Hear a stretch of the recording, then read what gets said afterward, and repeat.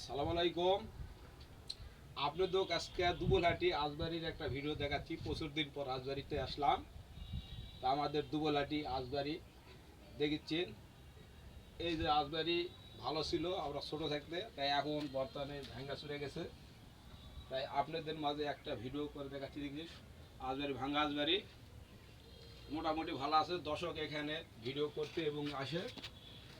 তাই আপনাদের মাঝে ভিডিওটা দেখাচ্ছি। দেখেন আজবাড়ির বিশাল বড় রাজবাড়ি আমাদের দুবলহাটি। আর আমরা উঁচা জায়গা তুটে আসছি, দেখছেন সবুজ সবুজ গাছপালা মেলা কিছু আজবাড়িতে হয়েছে।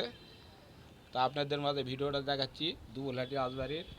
এই ভিডিওটা আপনারা দেখবেন, দেখে যদি ভালো লাগা থাকে আমাদের এই ভিডিওটা, তাহলে আপনারা ইনশাল্লাহ একটা লাইক করে দেবেন, একটা কমেন্ট, আর আমাদের এই দুবলহাটি আজবাড়ি থেকে আপনারা একটা শেয়ার করে দিয়ে মানে দেখার মতন সুযোগ করে দিবি আমাদের এই দুবলহাটি আজবাড়ি। তো বন্ধুরা, আমরা যে এখানে দাঁড়িয়ে আছি, এই যে আমাদের বাদলা ভাই, যে যে শরীফুল ইসলাম।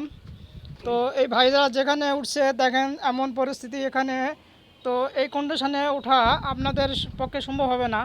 তো আমরা জীবনের রিস্ক নিয়ে ভিডিও বানাই, তৈরি করি, শুধু আপনাদের একটি কমেন্ট শেয়ারের আশায় আর কিছু ভিউ পাওয়ার আশায়। তো আপনারা বারবার ভিডিওটা দেখে ভিউ করে শেয়ার করে দিবেন।